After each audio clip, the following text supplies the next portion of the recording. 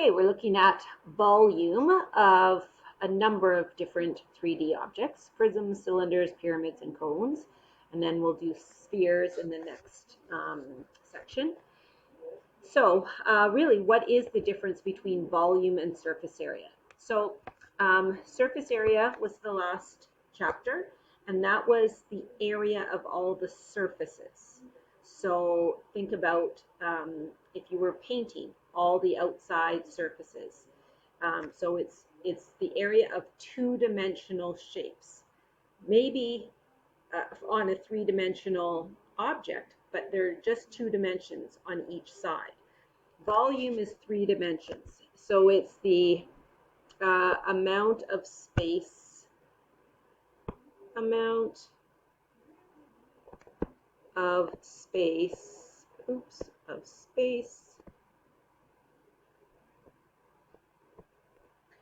a 3D object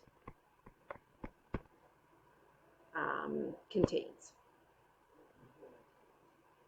It's all the inside part. Okay, so construction workers will fill this wooden form with concrete to create a footing for a bridge. So this is the form outside here, and then basically they fill it in with concrete, and then they take the wood away once the concrete has been set. So take a look at the shape. It's going to be, you can't see it here, but it's going to be a prism. And so how many sides? 1, 2, 3, 4, 5, 6, 7, 8 sides. Okay, and it tells us that here it's a regular octagon. Regular means all the sides are the same. So if this is 30 centimeters, then this is 30, this is 30, or often we just use a dash to represent each of those.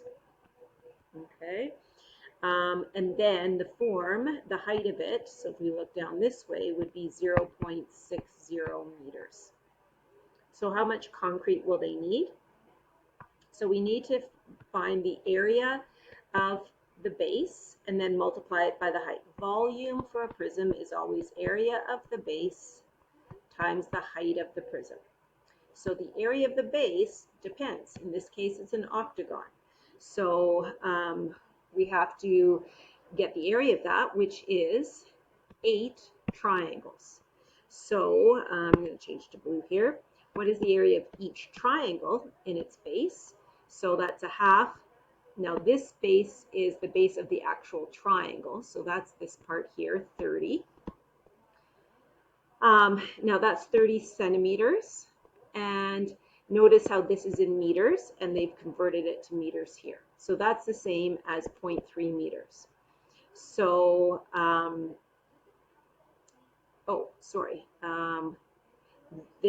okay, let's back up a sec here.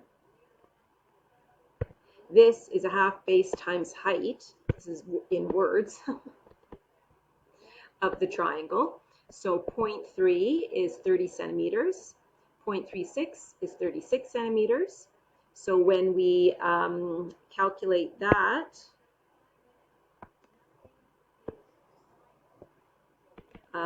it is 1 divided by 2 times 0.3 times 0.36,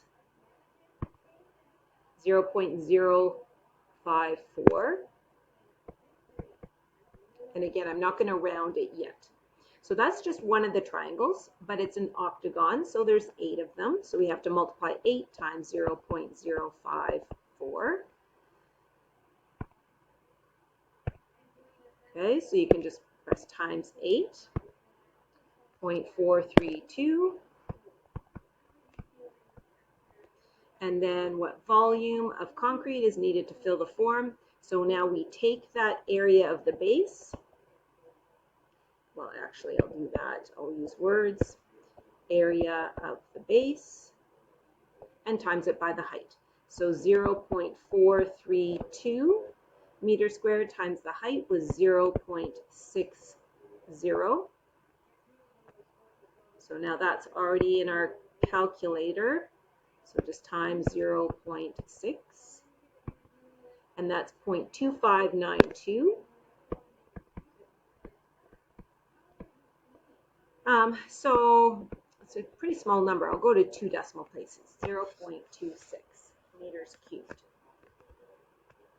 Okay, so that's for prisms important to remember. Now for pyramids, the volume of a pyramid is 1/3 the volume of the prism. So basically, we take area of the base, times it by height, and divide by 3, or 1/3 times it. So volume of a pyramid equals 1/3 area of the base times the height. So Saul knows that the square-based pyramid fits exactly inside this square-based prism. How does the volume of a square-based prism relate to the volume of a pyramid with the same base of height? It is the volume of the prism is 3 times the volume of the pyramid. Similarly, you could say volume of the pyramid equals 1/3 the volume of the prism. Means the same thing. Okay, so it says create a prism and a pyramid with nets like these. Okay, so this will be the pyramid, this will be a prism. We're not going to make them, we're just going to look at them here. So the volume of the prism, so take a look. This is going to be 4 sides, each of 6, because these dashes. And so take a look. That's what this is as well. So the base of this is going to be 6. So basically, it's going to have the same base. So it's going to be a square base and then a little bit taller.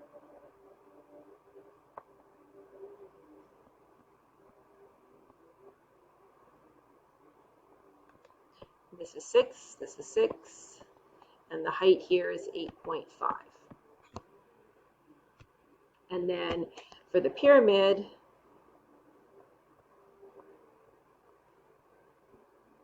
a little bit harder to draw, something like that, and these are 6. Okay, and then what does it say there? It says this here is 9.5. So that's a little bit interesting. We're going to have to do a little bit of work on that one. But for the prism, so we want the area of the base times the height. Well, the area of the base is 6 squared, or 6 times 6, I'll show it as. 6 times 6, which is 36. And then the height is 8.5. So 6 times 6 times 8.5, and that's 306.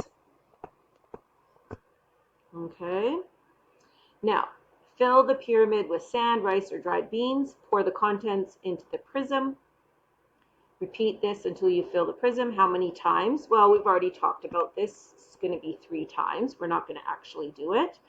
So how are the volumes of these objects related? Well, we already did this. Volume of the pyramid is 1/3 the volume of the prism, as long as they have the same base. And they do in this case, 6 by 6. So now we don't actually have to calculate the volume of the pyramid because we have the same base. Now,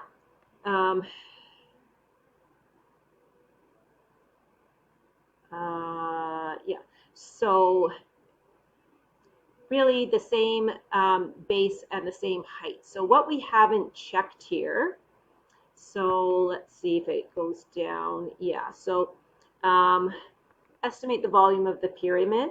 So we're going to take the volume of 306 and divide by 3.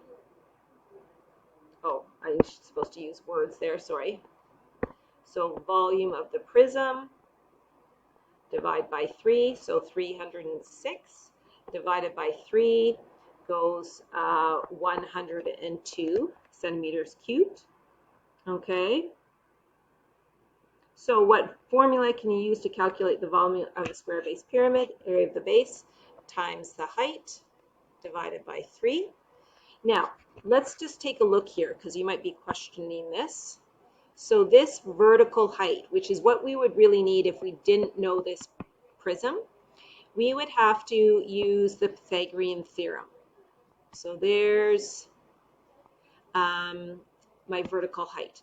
Now, we don't know this height of this triangle. What we have is this height of the edge. So really we have to, which is kind of different from a lot of calculations that we've done, we kind of have to, well, we do have to go from the center out to the vertex and make a 90-degree that way.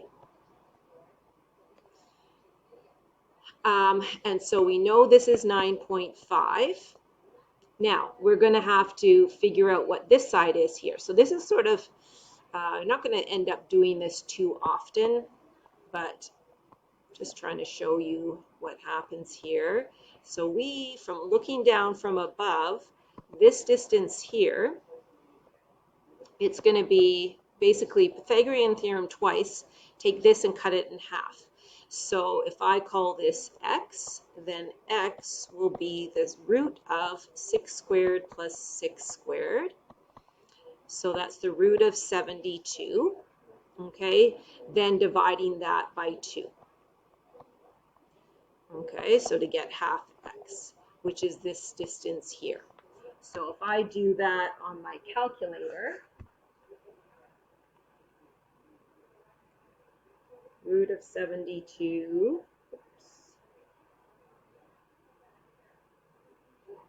divided by 2 is 4.2426. Now my Pythagorean theorem for this height is going to be the root of 9.5 squared minus 4.2426 squared.